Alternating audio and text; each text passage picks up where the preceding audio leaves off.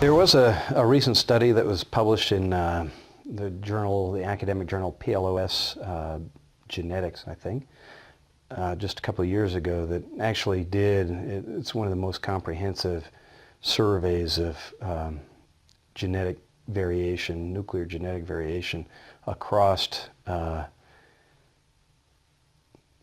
world. And when you look at the data from North and South America, it's clear that the majority of those populations have mixed Asian European ancestry.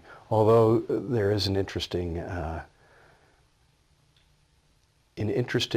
bit of data that probably only an LDS scientist would pick up, which shows for the Mayan people and maybe one or two other cultures close geographically to the Yucatan area, there's actually a nice infusion of Middle Eastern, what they call Middle Eastern genotypes in those populations. This is Hosea 1:10. Yet the number of the children of Israel shall be as the sand of the sea, which cannot be measured nor numbered. And it shall come to pass that in the place where it was said unto them, Ye are not my people, there it shall be said unto them, Ye are the sons of the living God. Kahala Yahweh Bashem Yashai, Bashem Rakok Radash, which are the true Hebrew names of the Most High Father, Yahweh, which is Hebrew for He is, and His only begotten Son, Yahweh Shai, which is Hebrew for He is salvation, He delivers. Double honors to my teachers, the apostles and elders of Great Millstone. Peace and mercy to the elect, who are the house of David, reborn again in this generation. And Shalom to the 130 Yasharallah, who today are known as the Negroes, Latinos, and Native Americans, who before losing our true heritage, we were known as, and still are, the true Hebrew Israelites of the Holy Bible. In today's lesson, we're going to talk about the tribe of Zebulon and how this pretty much covers the Central American Latinos from Panama, Guatemala, Salvadorians, Nicaragua, Honduras, basically all in that center area. Okay, because why do I say that? Well, when you go back to the early native Indian culture in that area, that is where the Mayan Empire rose out of. Now, if we go to the Bible timeline, the Bible timeline tells us that the Mayan Empire came into being around 300 BC and lasted until about 1400 AD. It basically was established 300 years after the Northern Kingdom being the Latinos and Native American Indians, were expelled from the Northern Kingdom of Israel. When you go back to the Bible timeline,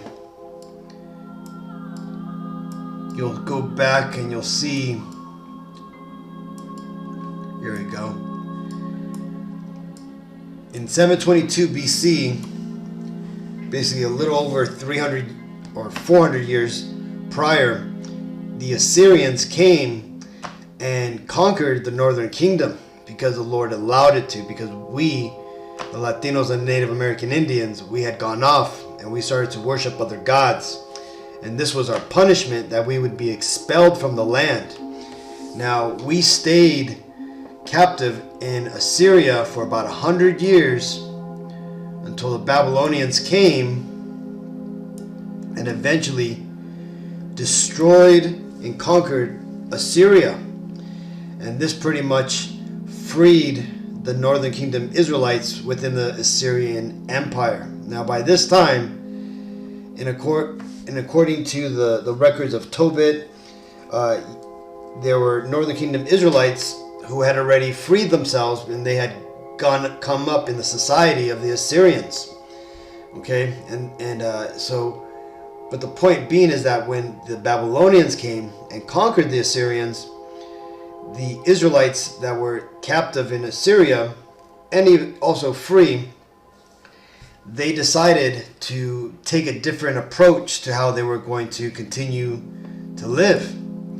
It tells us in the book of 2nd Ezra 13 and 40 that the 10 tribes, or the northern kingdom of Israel, the Latinos and Native Americans, they decided to try something new, to go into a further country where no man had dwelt before. And these records were amongst our people, because in the time of King Solomon and King David, they had employed the Hamites as their navy, right? Basically merchants that would go around the world and gather merchandise and bring it back. Well, we know that the Hamites would take 3 years to go to the Americas. They refer to it as Ophir, right? It would take them 3 years, a year and a half of the Americas, or the land of Ophir, and then a year and a half back.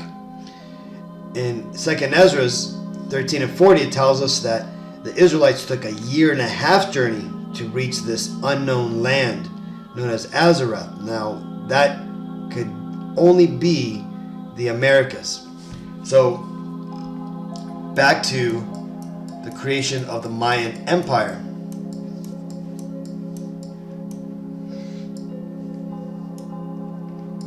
Okay, so when the Israelites had landed on the Americas circa 600 BC, they started to build up and develop here in the Americas.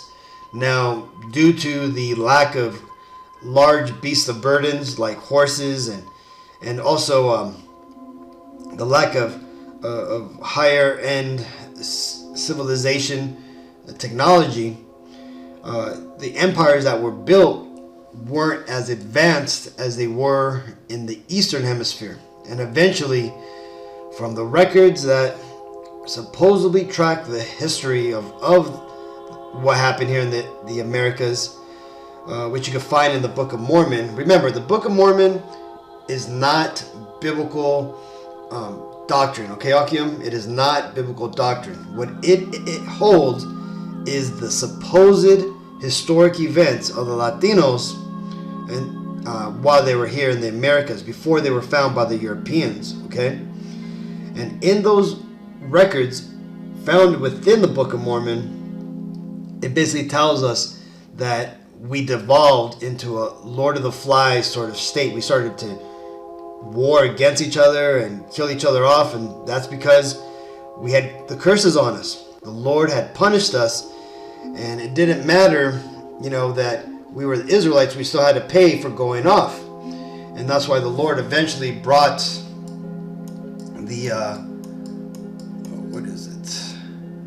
They brought the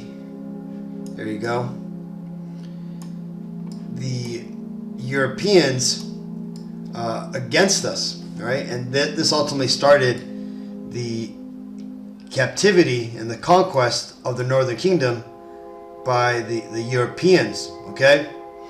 Now, that being said, like the man in the beginning of the video said, the people who descend from the Mayan, and really it's all the Latinos, right? The Native American Indians, they all descend from this particular DNA chain. Now, you got to take that with a grain of salt, because though they can track DNA, markers, the records of where these DNA markers lead back to, that's the false narrative, okay?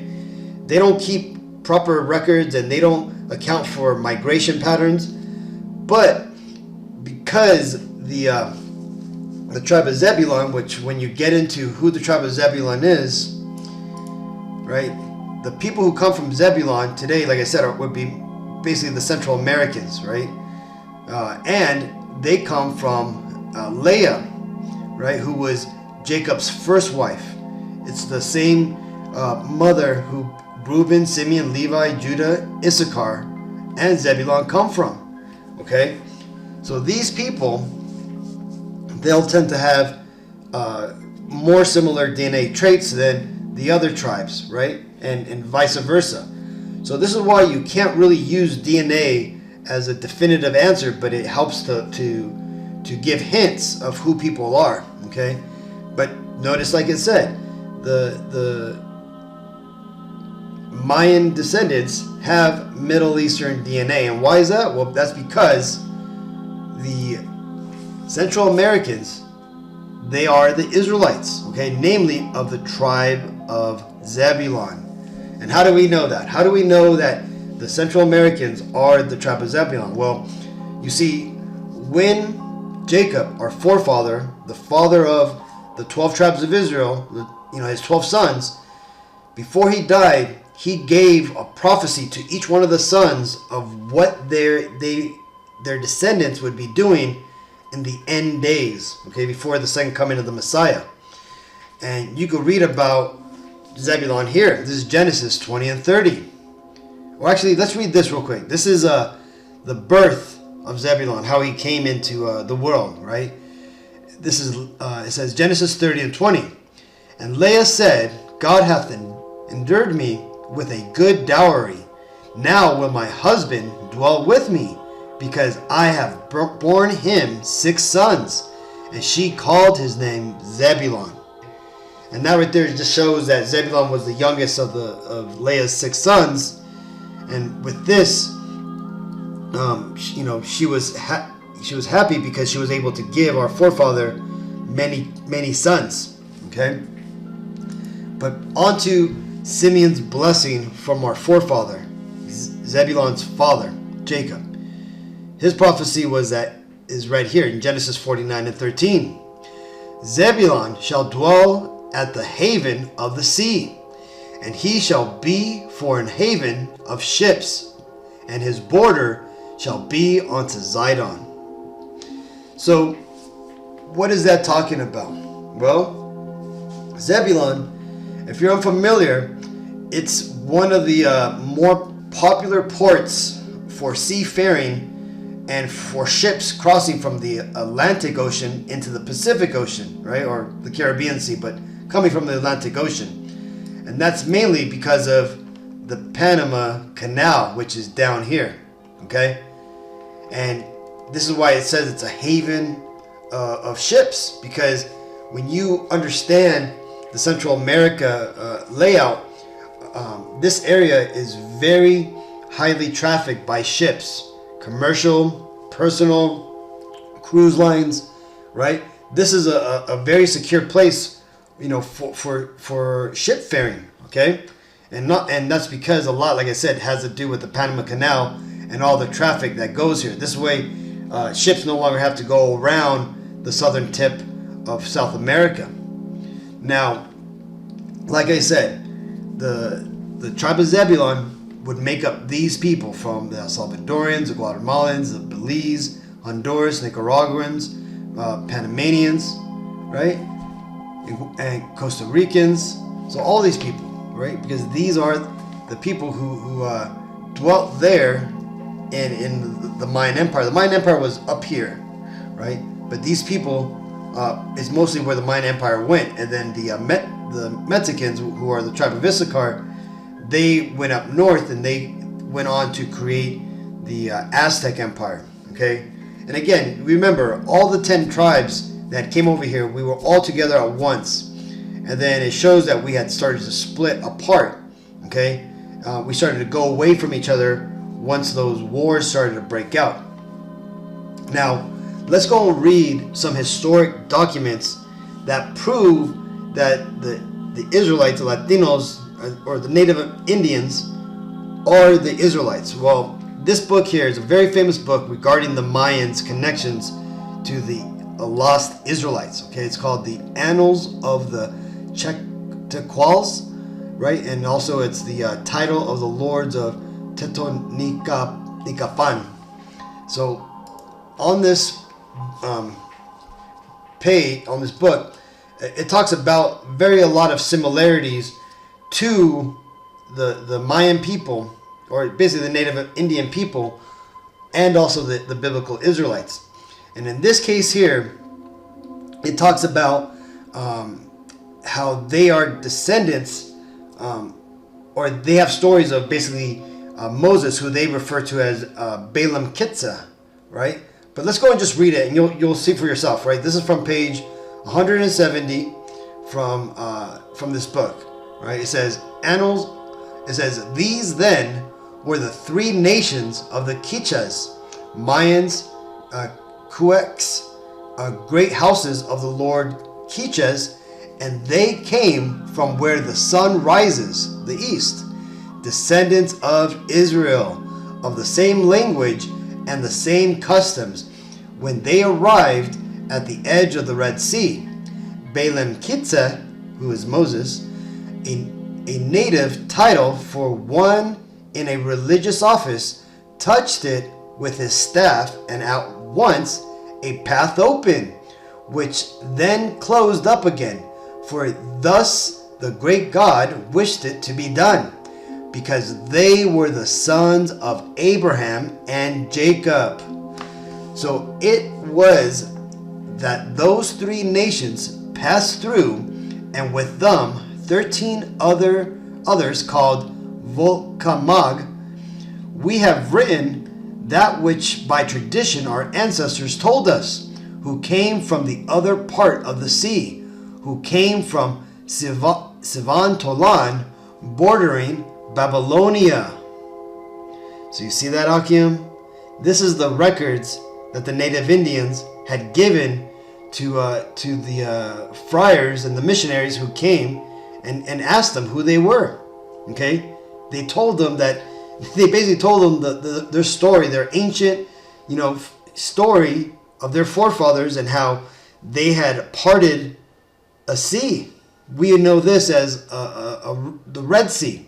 Okay, so that being said, this also is a depiction of a tile that was found around the Central American Peninsula. I forgot what it was called, but it's famous because it depicts, actually here it goes, here's a better picture of it. It depicts, let me see, this is what it says. It says, Mayan bas relief discovered at Tikal, Guatemala by Harvard archaeologist Teobert Mailer. Now this relief has been lost, apparently, right? But this tells the story of the great flood of Noah and how the people were destroyed. Okay, that's what this is talking about. Okay, now these devils obviously would have wanted to hide this because they are trying really hard to hide the truth that the Latinos and Native Americans, that we are the Israelites. Another example, right, comes from Friar Diego de Landa. It says, from 1566 AD, it says, in his book mentioned above, Friar Diego de Landa talks about the practice of baptism amongst the Maya before the conquest. The Maya prophecies for the arrival of a foreign power who would impose a single god on their people. The teachings of the Maya elders who taught that their ancestors who inhabited this land had come from the east, that God had helped them, opening two roads across the sea. Now this ultimately here is talking about, the first road being the Red Sea that Moses parted, and the other road is the Atlantic Ocean, basically when we came over here, right, which is depicted in 2nd Ezra 13 and 40. Now another thing here, the Maya prophecy that there would become an arrival of a foreign power. This is talking about when the Lord comes back. When the Lord comes back, he's going to get rid of all the idols, and he's going to get rid of all the false worship. And it's only going to be one God that we worship, and that's going to be Yahweh. Okay? And his only begotten son, Yahweh Shai. And then below that's going to be our King David. And below that's going to be our elders. And then you got the Israelites. Okay? But this here shows you, these are historic testimonies proving that the tribe of Zebulon are today the Salvadorians, the Hondurans, the Nicaraguans, the Panamanians, the Costa Ricans, the Guatemalans, and the Belizeans. Okay? So, that being said, let's go and read this. This is Baruch 2 and 30. For I knew that they would not hear me, because it is a stiff-necked people. But in the land of their captivities, they shall remember themselves. So there you go, Akim. This is the time of us to awake. Right? It's now time for us to come back to our true heritage of who we are. Right? To put together all the puzzle pieces that never made sense because the people that were set up to lead us turned out to be devils that were put there to deceive us. But now the truth is coming out. The Lord has put it on the spirits of our elders to bring out this truth, and that has started a big domino effect which is going to cause our people to wake up. So either way, hopefully this video was edifying. Until next time, I want to give all honor and glory and praises to Yahweh, Ba'Shem Yahushai, Ba'Shem Rukok Radash. Shalom.